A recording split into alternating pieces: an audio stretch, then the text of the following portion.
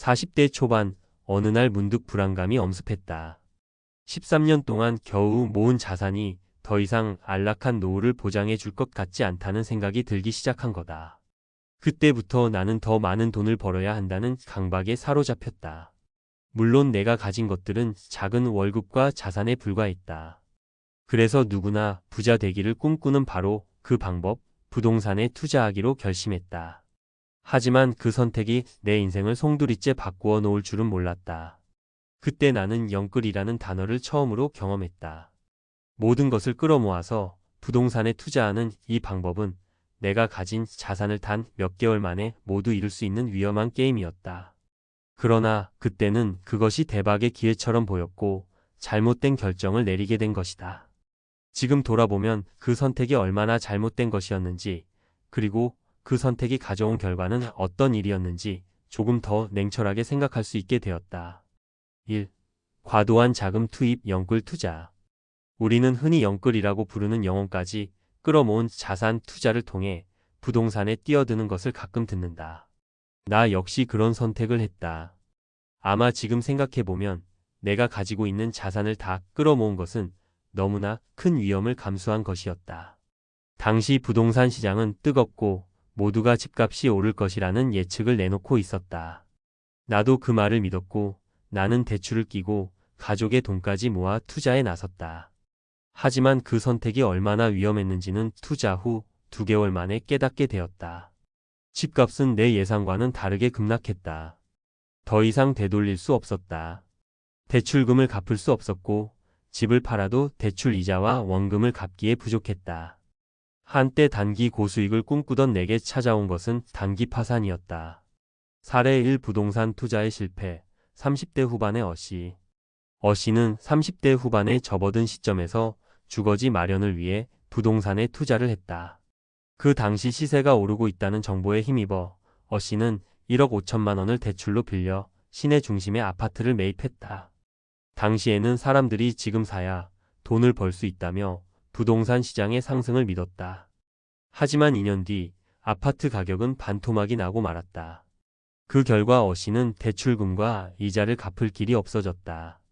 결국 모든 자산을 빼고도 빚을 갚지 못해 집을 팔았지만 여전히 대출금을 상환할 수 없었다. 어씨는 결국 가족과의 관계까지도 그로 인해 어려워지면서 심리적인 고통을 겪었다. 이처럼 내게 일어난 일은 그저 우연이 아니었다. 부동산 투자의 잘못된 선택은 결국 나를 부채에 빠뜨렸고 내 인생에서 중요한 것들을 놓치게 만들었다. 2. 부동산 시장의 변동성과 리스크. 부동산 투자가 항상 수익을 보장해 주는 것은 아니다. 특히 내가 투자를 시작했을 때는 시장의 변동성이 커서 쉽게 예측할 수 없었다. 그때마다 나는 모두가 잘 되니까 나도 잘 될 거야 라고 자신을 속였다. 하지만 시장은 나의 예상을 뛰어넘을 정도로 급격히 변했다. 이런 점을 간과한 것이 나의 실수였다. 1년에 510% 상승을 넘나드는 아파트 가격에 대한 과도한 기대와 자신감은 내 투자의 기초를 흔들어 놓았다.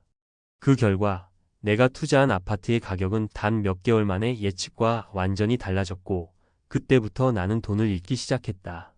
사례 2. 갑작스런 부동산 폭락. 40대 중반의 B씨. B씨는 40대 초반에 부동산을 투자했다. 당시 부동산 가격은 가파르게 상승하는 추세였다. B씨는 저금리와 국가의 부동산 정책을 믿고 은행 대출을 받아 여러 채의 부동산을 매입했다. 하지만 불행히도 글로벌 경제 위기와 국내 정책 변화로 인해 부동산 시장은 갑작스럽게 폭락했다.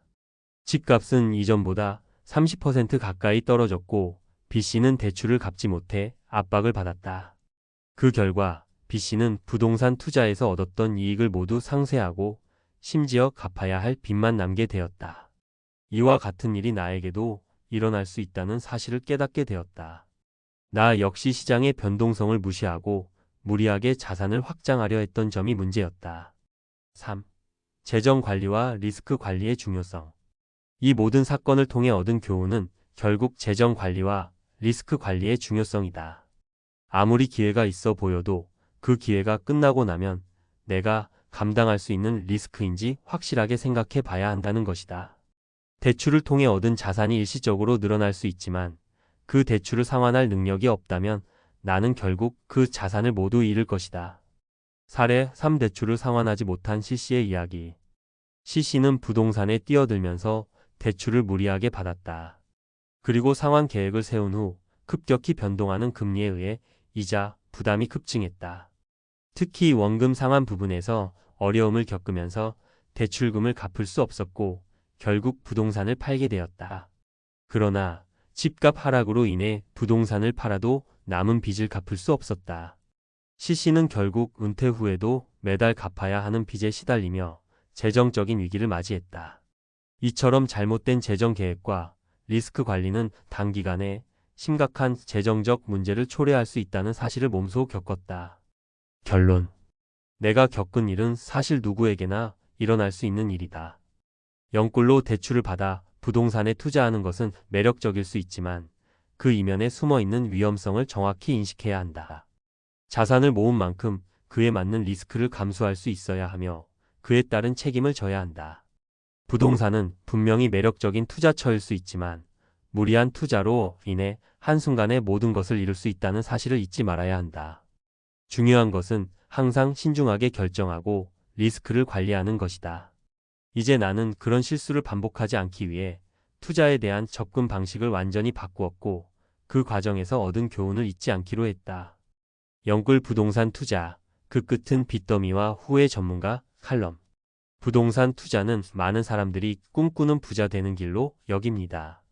부동산 가격 상승, 그에 따른 고수익은 사실 그 자체로 매력적입니다.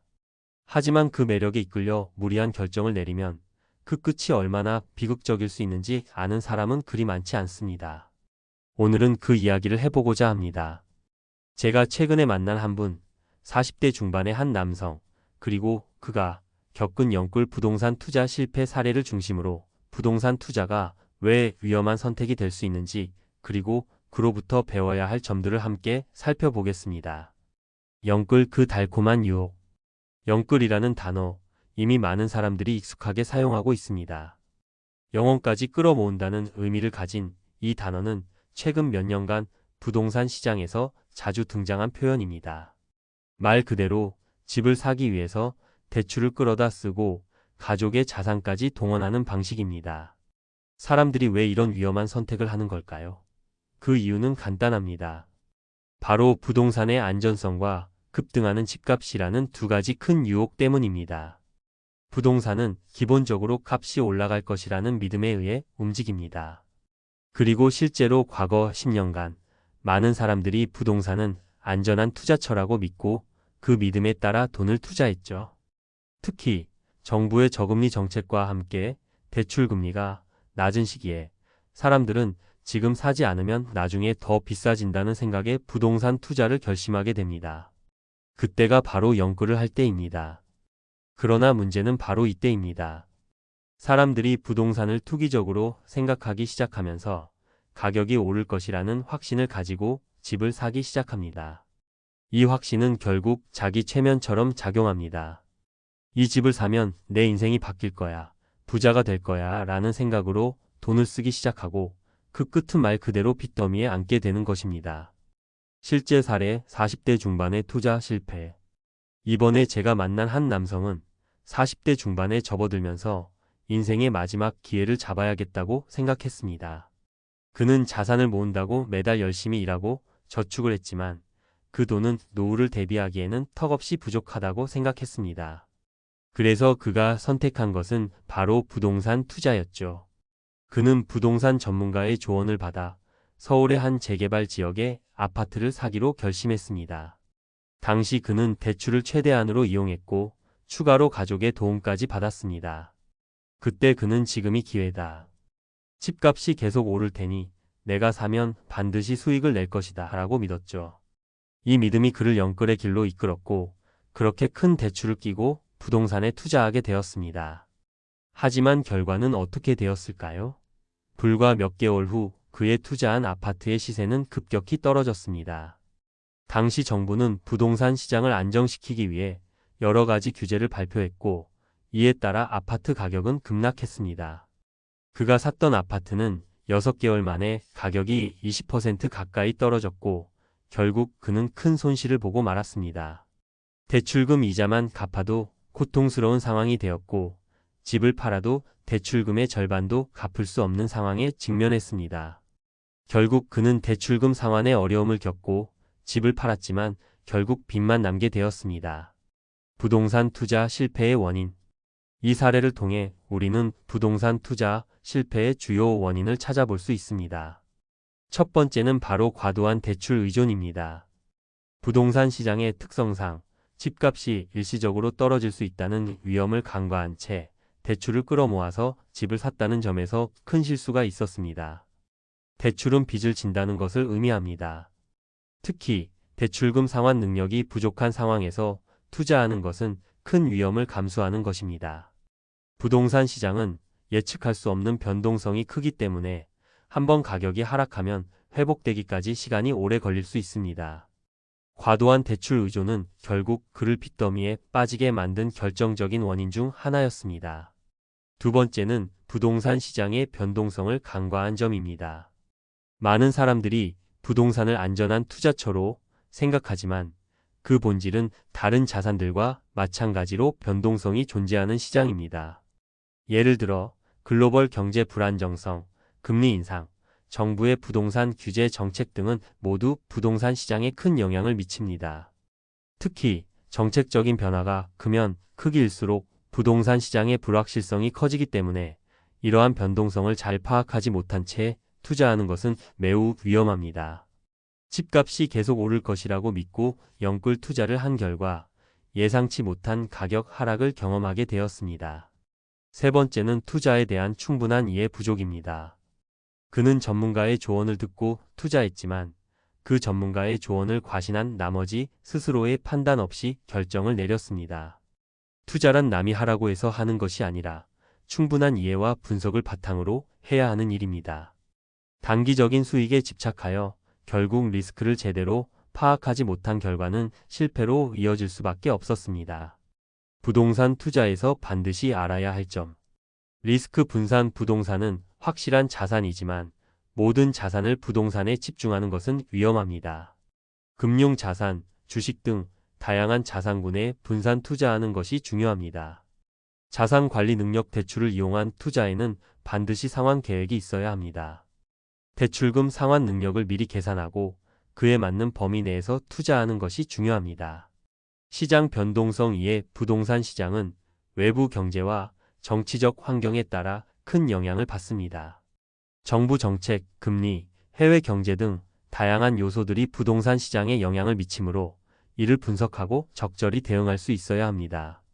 자기만의 투자 철학 수립. 남들의 조언을 듣는 것도 중요하지만 스스로의 투자 철학을 확립하는 것이 무엇보다 중요합니다. 투자 전 충분히 공부하고 자신의 투자 성향에 맞는 전략을 세워야 합니다. 결론.